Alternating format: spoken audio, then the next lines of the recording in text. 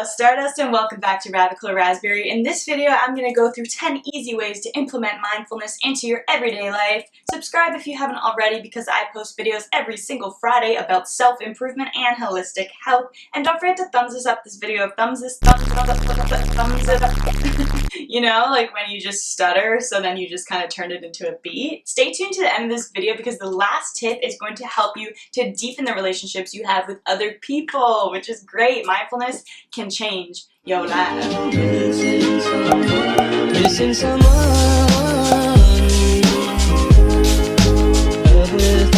Like so much of our life, we're busy not in it. We're busy on autopilot. I read this study that says 95% of our behavior is on autopilot, which the author calls fast brain. Mindfulness is all about the slow brain. That isn't a tip to slow it down, but that is going to be a theme throughout the entirety of all of these tips, because so often, and it's so difficult not to, because we've been conditioned to think like productivity equals worthiness, and that worthiness of productivity stems from being busy all the time, and if we're not busy, then we're not being productive, and therefore we're somehow not worthy, which is all a lie, okay? So throw that out the window. We are going to slow it down because you don't have to be busy to be worthy. You just have to be worthy. It just seems like a big amount of our time that is all on autopilot. Like to think right now as I'm recording, this is essentially on autopilot. When I do that intro is autopilot. Just the entirety of our whole lives is just like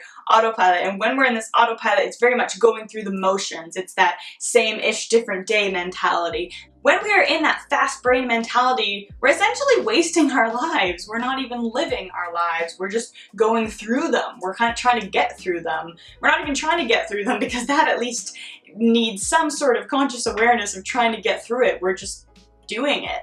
We're not being it. We're not living it. We're just going forward all the time. It's like just sit here. There is no forward, there's no backwards. Let's dive into some of these tips of how you can bring mindfulness into your everyday life. First tip is to tie your breath to your action. I took a deep breath with that one. So every time that I put numbers up, I'm gonna breathe to just use that mindfulness throughout this video. This tip has definitely been life-changing in a certain sense, because like I said, those days in work when I was just like going through the motions and I just was very much would go through a day and I didn't even realize that I like went through the day. Tying your breath to your action is one of the easiest ways to bring moving meditation into your life if you're a very busy person, or if you find you don't have the time to make a meditation practice. Bring that meditation practice into your movement, into your actions, and then that way, when you approach an action, it can be a reminder for you to take a deep breath. So when I was in those motions of like, same-ish different day, I'm on autopilot being a cashier, I told myself that every time the cash drawer was going to open, I'm going to take a deep breath. So this happened like infrequent enough because most people use like their card so it doesn't open as much, but it happened frequent enough for me to have that reminder to take a deep breath. Another thing that I'm working on is I find once I get into the car, the process of like getting into the car, turning it on, putting my seatbelt on, putting my music in, seems to be very rushed before I go to work, because it's this like transition of me thinking, oh, I have to now drive all the way to work and da-da-da-da. So I figured out now that I want to, and I've decided that I'm going to tie my breath to the action of putting a seatbelt on. So that way I can set the tone for my drive in more of a mindfulness state, and then maybe I'll be less likely to get annoyed at drivers, which another tip is coming up for road rage and bringing mindfulness into that. The second tip is to tap into how you're feeling. I've noticed personally, like I don't really ask myself how I'm feeling very often.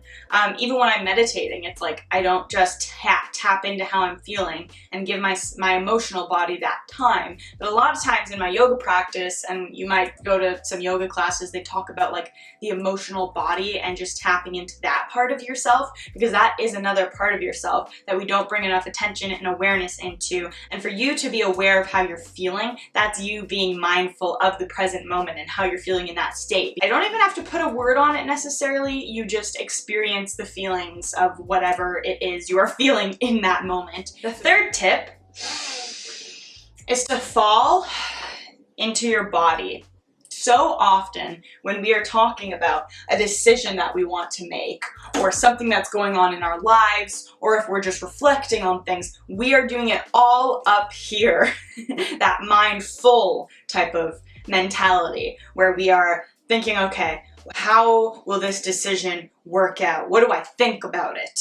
And then we're so lost in our thoughts that we don't realize our body actually is already telling us how we feel about it. Instead of saying, how do I think about this person? I fall into my body and I simply contemplate the situation and I acknowledge how my body is feeling when I hear that. If you are debating on keeping a relationship with somebody, all you have to do is sit there and bring up both scenarios. You don't have to think about them. You just have to bring up that scenario. Bring up the scenario of talking to that person. How do you feel? Do you feel warm? Do you feel cold? Do you feel tension? Do you feel relaxation? Do you feel an openness or a closeness? Your body has so much wisdom in it, and it's going to tell you before your mind has a chance to really think about it is how you are really feeling about that situation. So this mindfulness practice can help you make decisions in your day-to-day life. Number 4 is a trick that has been going around on the internet for quite some time. It's very beginner friendly, I find, to practice mindfulness if you're not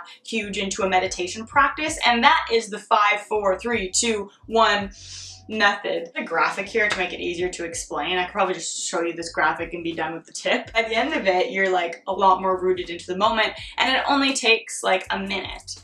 Mindful eating is something incredibly restorative and fulfilling and energizing. Oftentimes, I see a lot of people in my generation specifically, but even older people, I kind of don't like that I have this whole bias towards my own generation as if we're worse phone users than older people. I think everybody is kind of a bad phone user because nobody really has the information about how damaging phones are. Anyways, leading on to that tangent is the fact that when people eat, they have their phones in front of them, and I'm just as guilty as that as everybody else. But when you're doing that, you're not really focusing on the food even. You're just very zombie autopilot eating instead of thinking about the texture and the flavors and how the fork feels in your mouth and how the fork feels in your hand and the heat, the coolness of it.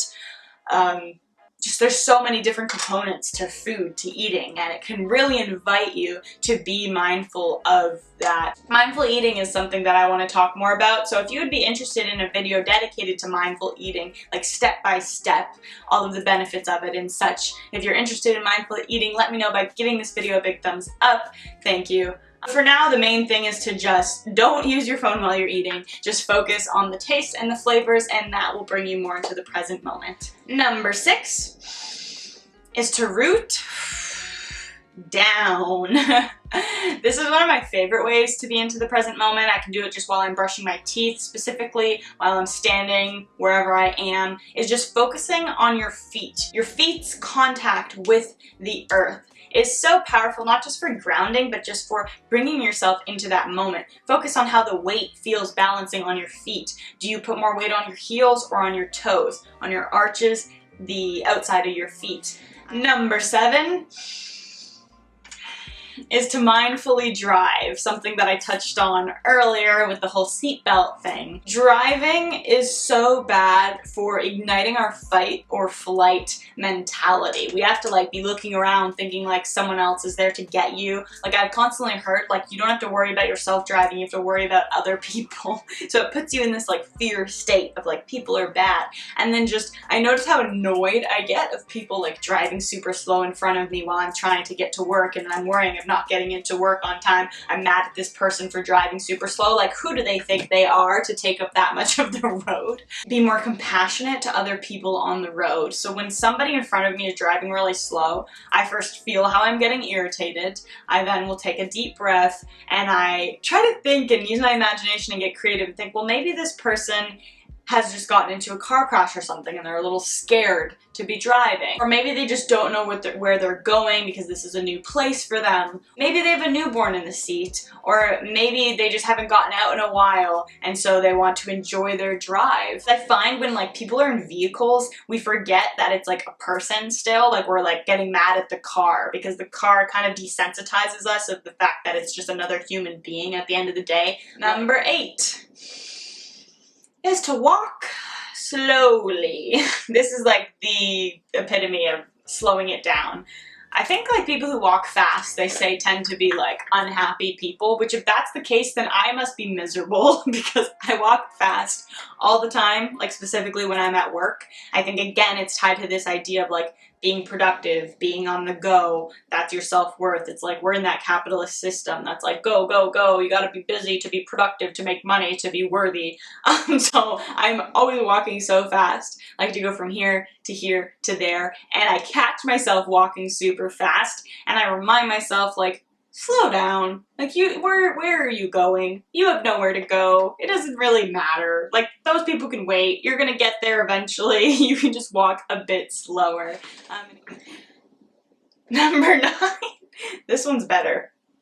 Number 9. Number 9 is intention. A big thing with mindfulness and meditations I find is they focus on intentions a lot.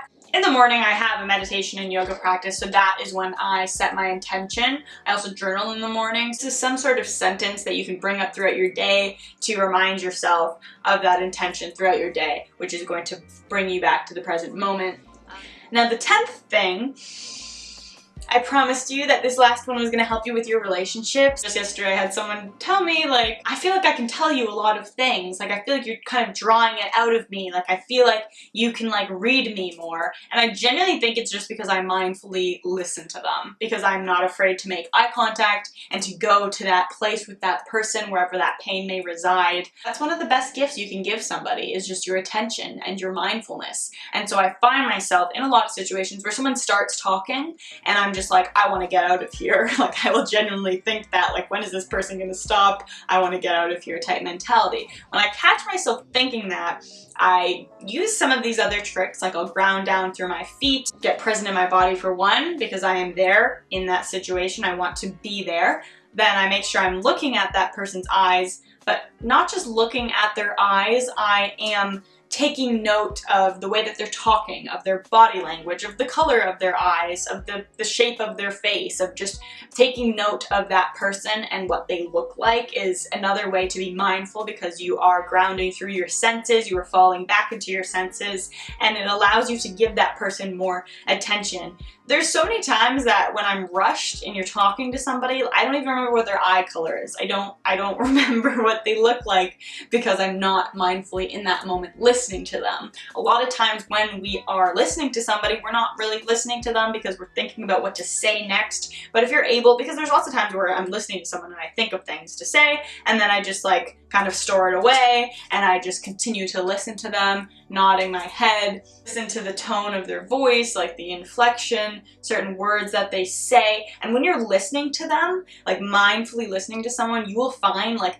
little pieces and phrases that will stick out to you of what they're saying. And that is then where I will ask my question based on, because I find that will bring them closer to the root of whatever it is they're discussing. A big thing too that I find allows people to go deeper is that when they stop talking, like for a second, like don't be afraid of that silence, because after that, that's where that uncomfort tends to be, and then they will dive in deeper because you don't say anything. You're not trying to fill that silence, you just kind of let it be. If like a couple beats go by and they still don't say anything, then that's inviting you to ask a question and to say something. But being able to just like mindfully sit in that uncomfort or whatever it is that they're dealing with, the joy, you know, I'm kind of focusing on pain and uncomfort because I think a lot of people tend to talk about that more because a lot of people don't mindfully listen to them. I just become mindful of the way somebody starts to fidget when they talk about a certain subject. Do they play with their hair more? Do they cross their arms? Do they open up more? Do they look down a lot? When you're talking to somebody, just try to be mindful of their appearance, of their body language, of their tone of voice, their certain inflections when they get quieter, making eye contact with them, and all while you are rooting down into your own body and into the moment. And I promise you, it's gonna make people like tell you things that they would not tell other people, which can be dangerous territory for my fellow empaths, but that's something that I will talk about later, because you need to be able to emotionally protect yourself while you are talking to people and going deep with them. There's one quote in this book, which is the Here and Now book, by Ram Dass. It's like that quintessential spiritual book, and it says when I'm talking to somebody, I become the other person. I don't think that's word for word. I think it has something to do with their mind. Like when I'm talking to somebody, I am in their mind, like something like that. And it's very much like while you're doing a task, you become the task. And so when I'm talking to somebody, like I genuinely feel like I connect with them, like I am them. That just got like super spiritual and hippie, but that's what you're here for. That's what you signed up for. That's holistic health, baby. Thank you so much for watching. I hope that you learned something from this video. Don't forget to subscribe if you haven't already, because I post videos every single Friday, and thumbs this video up if you enjoy, because that helps me out. Thank you again for watching, and as always, don't forget to think beyond and